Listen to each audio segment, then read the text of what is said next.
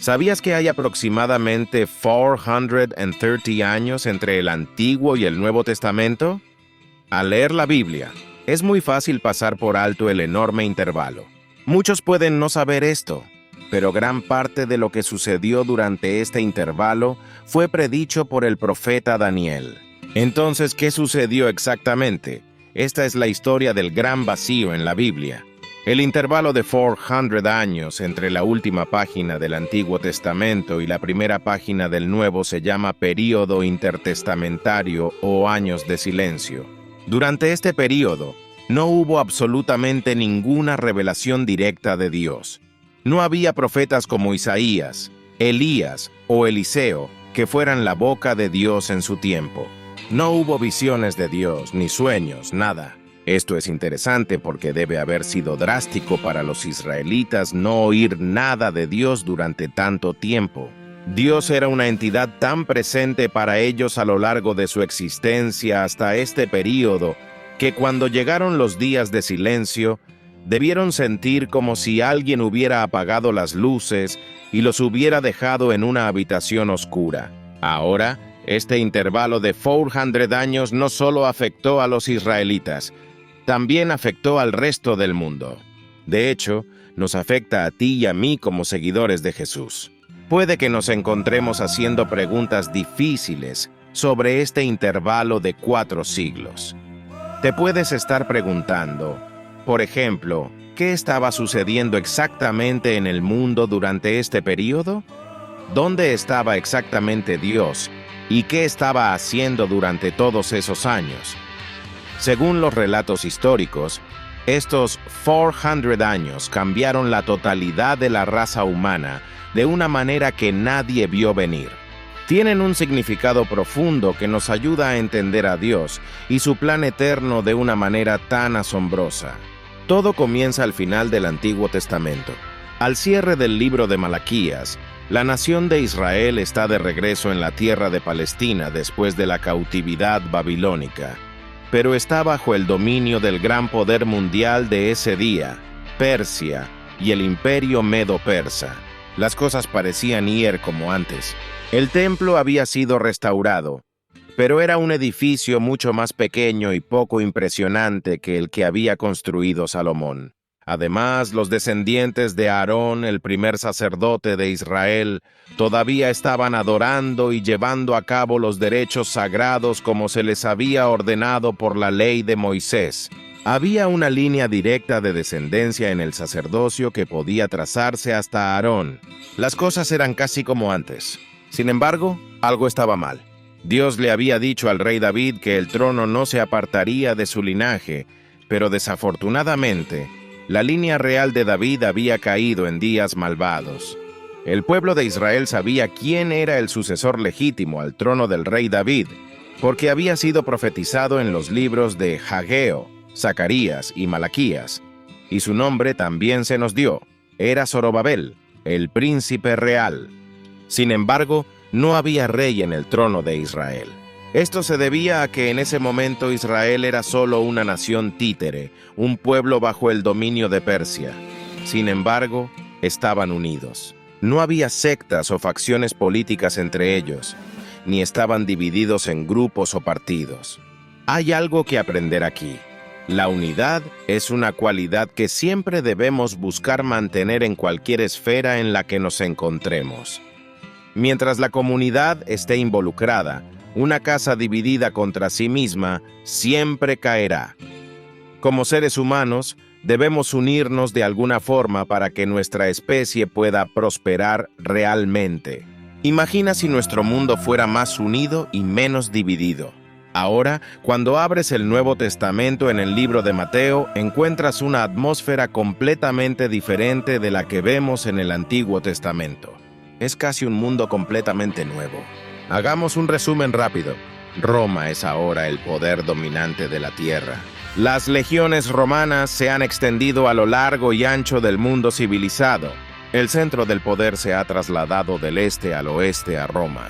Palestina sigue siendo un estado títere porque los judíos nunca recuperaron su soberanía, pero ahora al menos hay un rey en el trono. Este rey, sin embargo, no es quien se esperaba. El rey esperado debía venir de la línea de Jacob, porque Jacob dio a luz al rey David, a quien Dios le hizo esa promesa que mencionamos antes. Este rey, sin embargo, era descendiente de Esaú en lugar de Jacob, y su nombre era Herodes el Grande. No es todo. Los sumos sacerdotes que ahora ocupan el asiento de la autoridad religiosa en la nación ya no son de la línea de Aarón.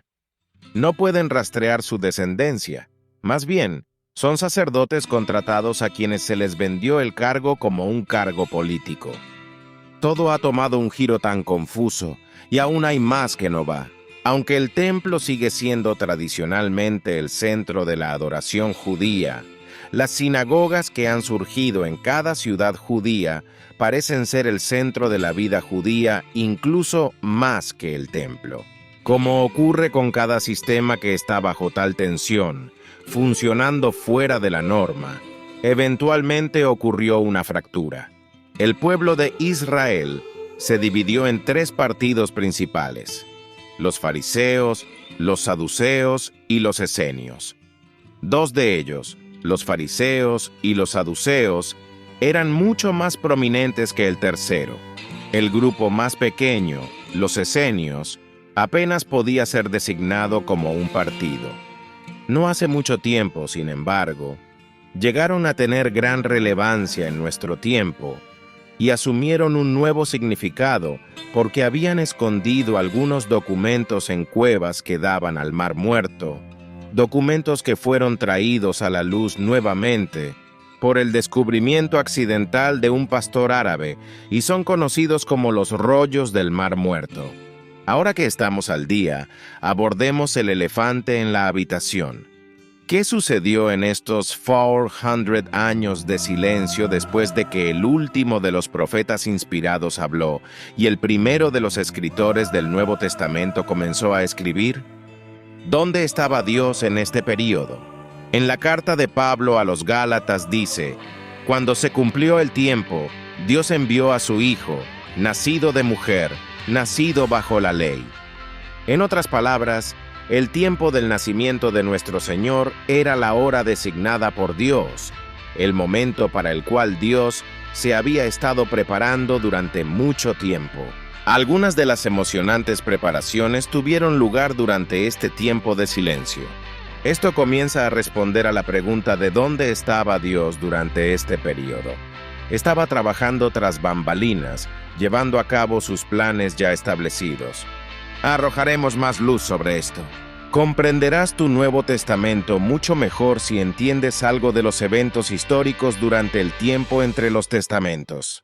Después de que Malaquías cesó de profetizar y se cerró el canon del Antiguo Testamento, es decir, se completó el número de libros del Antiguo Testamento y los profetas inspirados dejaron de hablar, Dios permitió un período de tiempo para que las enseñanzas del Antiguo Testamento penetraran en todo el mundo.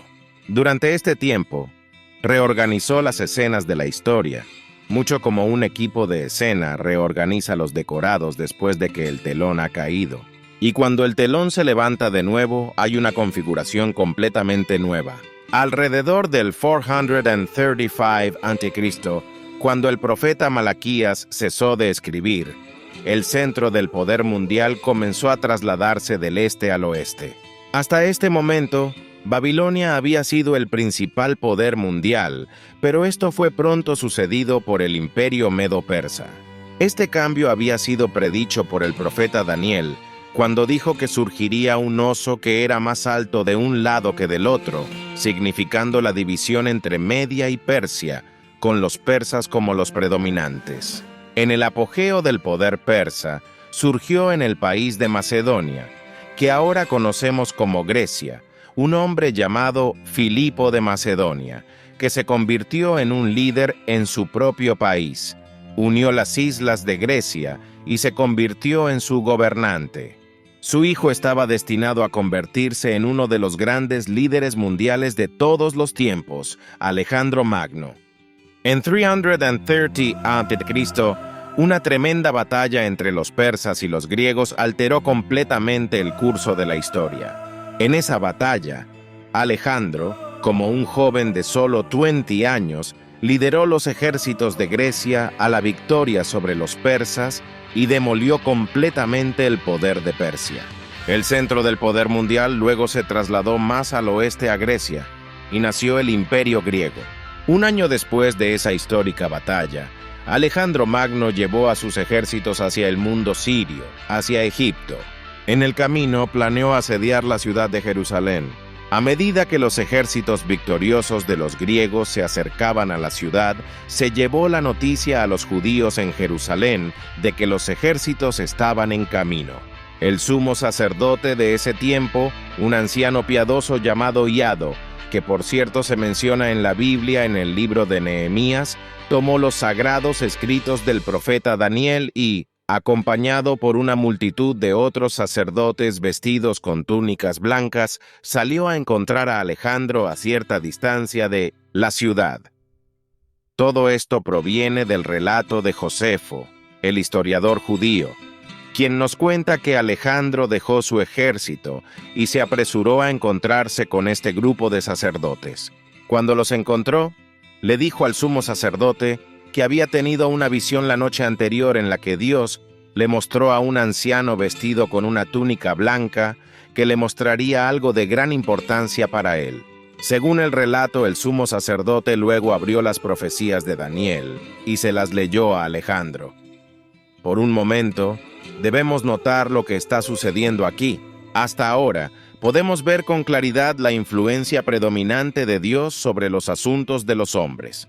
Este es un tema que recorre la historia de la humanidad, que en puntos específicos a lo largo de la línea de tiempo de la historia humana, Dios ha aparecido en su capacidad como autor y arquitecto del propósito, para afectar cambios en el flujo de los eventos que llevarán a la manifestación de su plan eterno. Dios es quien quita reyes y levanta reyes. Como veremos en las profecías, Alejandro pudo ver las predicciones de que él se convertiría en ese notable cabra con el cuerno en su frente, que vendría del oeste y aplastaría el poder de Medo-Persia y conquistaría el mundo. Se sintió tan abrumado por la precisión de esta profecía y por supuesto por el hecho de que hablaba de él, que prometió que salvaría a Jerusalén del asedio y envió de regreso al sumo sacerdote con honores. Cuán verdadero sea este relato es muy difícil decirlo a esta distancia en el tiempo, pero en cualquier caso, esta es la historia. Alejandro murió en 323 a.C., cuando tenía solo unos 33 años. Se había emborrachado hasta morir en la flor de su vida, entristecido porque no tenía más mundos que conquistar. Tras su muerte, su imperio se desgarró por la disensión porque no dejó herederos. Su hijo había sido asesinado anteriormente, por lo que no había nadie para heredar el imperio de Alejandro. Sin embargo, después de un tiempo, los 4 generales que habían liderado los ejércitos de Alejandro dividieron su imperio entre ellos. 2 de ellos son particularmente notables para nosotros. Uno fue Ptolomeo, quien obtuvo Egipto y los países del norte de África. El otro fue Seleuco, quien obtuvo Siria, al norte de Palestina. Durante este tiempo, Palestina fue anexionada por Egipto y sufrió enormemente a manos de Ptolomeo. De hecho, durante los siguientes 100 años, Palestina estuvo atrapada en la trituradora de conflictos interminables entre Siria al norte y Egipto al sur. Ahora, si lees las profecías de Daniel, verás que Daniel pudo, por inspiración, dar un relato muy preciso y detallado de los momentos destacados de estos años de conflicto entre el rey del norte, que representa a Siria, y el rey del sur, que representa a Egipto. El capítulo 11 de Daniel nos da un relato sorprendentemente preciso de lo que desde entonces se ha cumplido. Una vez más, vemos la mano de Dios, el Creador, totalmente en control de los eventos que ocurrieron durante los años que muchos dicen que Él fue silencioso. Dios ya había hablado con anticipación sobre lo que iba a hacer y lo que iba a suceder. También ha hecho lo mismo en nuestro tiempo a través de Jesucristo. Jesucristo es la palabra de Dios. El libro de Hebreos dice Dios en tiempos pasados habló a nuestros padres por medio de señales y prodigios, pero en estos últimos días nos ha hablado por medio de su Hijo. Durante el tiempo del conflicto, la influencia griega se estaba volviendo fuerte en Palestina. Surgió un partido entre los judíos llamado los helenistas, que estaban muy ansiosos por llevar la cultura y el pensamiento griego a la nación y liberalizar algunas de las leyes judías. Esto forzó una división en dos partidos principales. Había aquellos que eran fuertes nacionalistas hebreos que querían preservar todo de acuerdo con el orden mosaico. Resistieron todas las influencias extranjeras que estaban llegando para interrumpir las viejas tradiciones judías. Este partido se conoció como los fariseos, que significa separar. Eran los separatistas que insistían en preservar las tradiciones. Se hicieron más fuertes, volviéndose más legalistas y rígidos en sus requisitos, hasta convertirse en el blanco de algunas de las palabras más duras que nuestro Señor jamás pronunció. Se habían convertido en hipócritas religiosos, manteniendo la forma exterior de la ley, pero violando completamente su espíritu.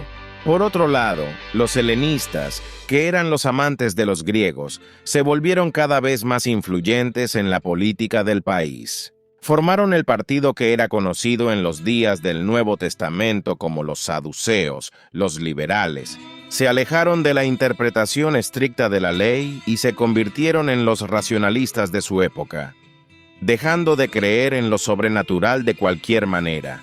Se nos dice en el Nuevo Testamento que venían una y otra vez al Señor con preguntas sobre lo sobrenatural como ¿qué le sucederá a una mujer que ha estado casada con 7 hombres diferentes en la resurrección? ¿De quién será esposa? No creían en la resurrección, pero en estas preguntas intentaban poner a Jesús en un aprieto. Ahora, también había un joven sacerdote judío rebelde que se casó con una samaritana. Bajó a Samaria y en rebeldía contra las leyes judías, construyó un templo en el monte Gerizim que se convirtió en un rival del templo de Jerusalén. Esto causó una intensa rivalidad fanática entre los judíos y los samaritanos, y esta rivalidad también se refleja en el Nuevo Testamento. También durante este tiempo, en Egipto, bajo el reinado de uno de los Ptolomeos, las escrituras hebreas fueron traducidas por primera vez a otro idioma. Alrededor del 284 a.C., un grupo de 70 eruditos fue convocado por el rey egipcio para hacer una traducción de las escrituras hebreas, libro por libro. Tradujeron el Antiguo Testamento al griego. Cuando terminaron, se le dio el nombre de Septuaginta, que significa 70, debido al número de traductores. Esta se convirtió en la versión griega de la Biblia hebrea. De ella provienen muchas de las citas en el Nuevo Testamento. Es por eso que las citas del Nuevo Testamento de versículos del Antiguo Testamento a veces están en palabras diferentes, porque provienen de la traducción griega. La Septuaginta todavía existe hoy y se utiliza ampliamente en varias partes del mundo. Sigue siendo un documento muy importante. Poco después, alrededor del 203 a.C., un rey llamado Antíoco el Grande ascendió al poder en Siria, al norte de Palestina. Capturó Jerusalén de los egipcios y comenzó el reinado del poder sirio sobre Palestina. Tenía 2 hijos, uno de los cuales le sucedió y reinó solo unos pocos años, cuando murió. Su hermano ocupó el trono. Este hombre, llamado Antíoco Epífanes, se convirtió en uno de los más crueles y violentos persecutores de los judíos que se conocen. De hecho, a menudo es llamado el Anticristo del Antiguo Testamento, ya que cumple algunas de las predicciones de Daniel sobre la llegada de uno que sería una persona despreciable y un rey vil. Su nombre, que se había otorgado modestamente a sí mismo, significa Antíoco el Ilustre. Sin embargo, algunos de sus propios cortesanos evidentemente estaban más de acuerdo con las profecías de Daniel y cambiaron 2 letras en su título de Epifanes a Epimanés, que significa el loco. Su primer acto fue de poner al sumo sacerdote en Jerusalén, poniendo así fin a la larga línea de sucesión que comenzaba con Aarón y sus hijos a lo largo de los muchos siglos de vida judía.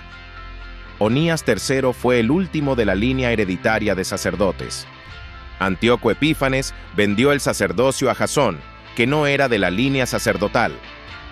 Jasón, a su vez, fue engañado por su hermano menor Menelao, quien compró el sacerdocio y luego vendió los vasos de oro del templo para poder cubrir el dinero del tributo.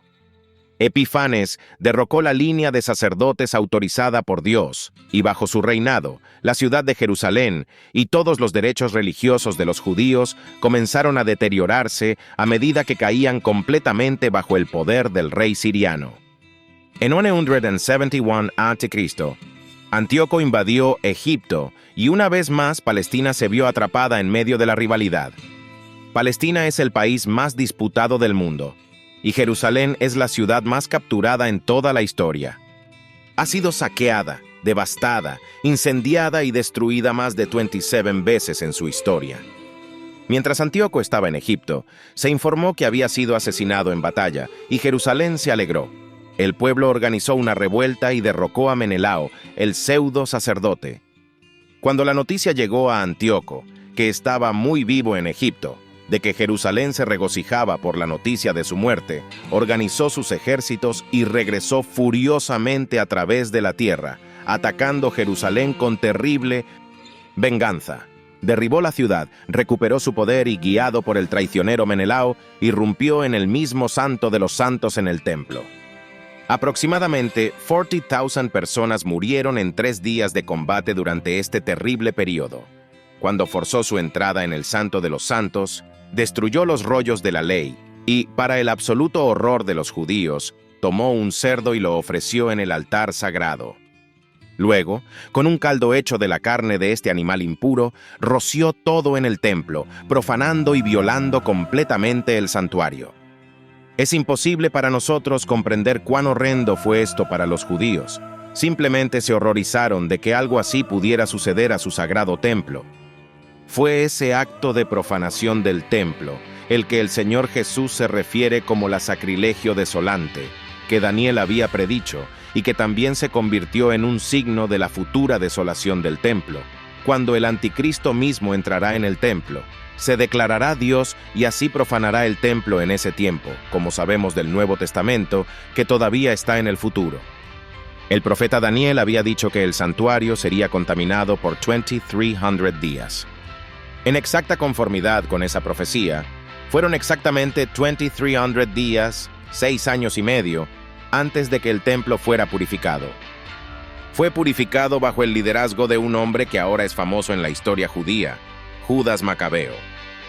Era uno de la línea sacerdotal que, con su padre y 4 hermanos, se levantó en revuelta contra el rey siriano. Captaron la atención de los israelitas, los convocaron a seguirlos a la batalla y en una serie de batallas en las que siempre eran una abrumadora minoría, derrocaron el poder de los reyes sirios, capturaron Jerusalén y purificaron el templo. El día en que purificaron el templo fue llamado el Día de la Dedicación y ocurrió el 25 de diciembre. En esa fecha, los judíos todavía celebran cada año la fiesta de la dedicación.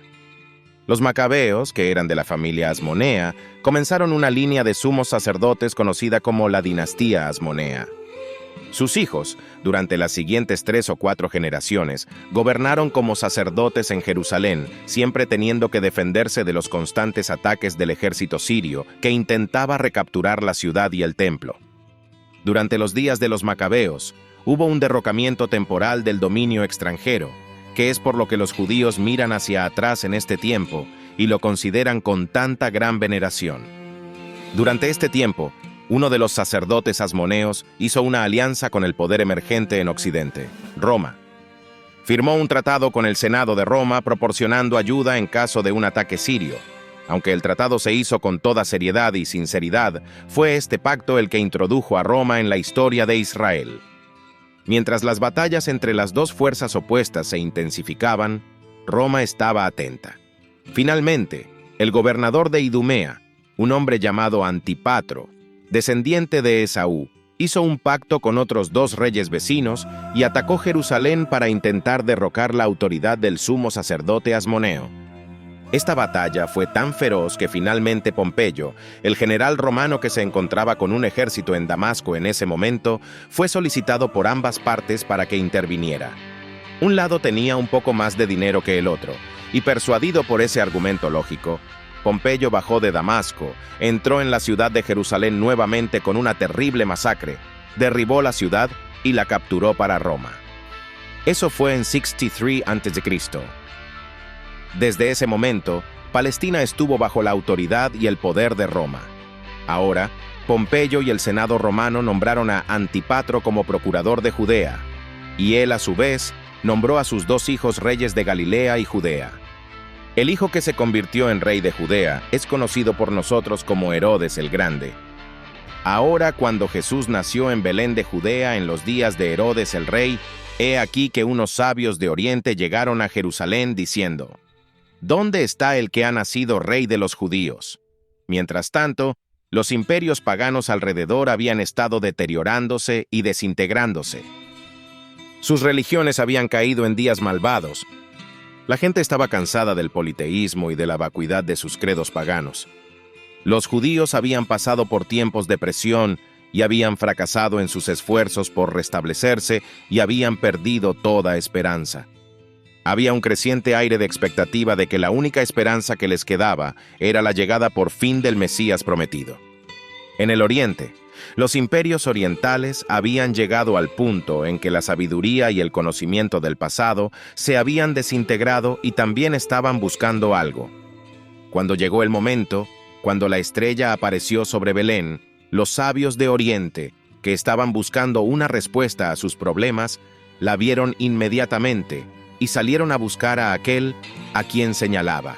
Así, cuando se cumplió el tiempo, Dios envió a su Hijo.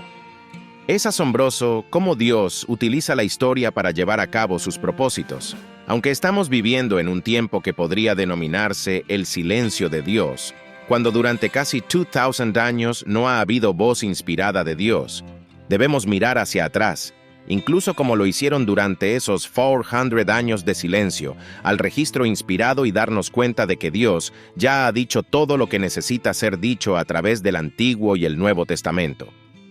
Los propósitos de Dios no han terminado. Ciertamente los está llevando a cabo tan plenamente ahora como lo hizo en esos días. Así como el mundo había llegado a un lugar de desesperanza entonces, y el que cumpliría todas sus esperanzas vino en medio de ellos, el mundo nuevamente se enfrenta a un tiempo en que la desesperación se está extendiendo ampliamente por la tierra. La desesperanza es rampante en todas partes.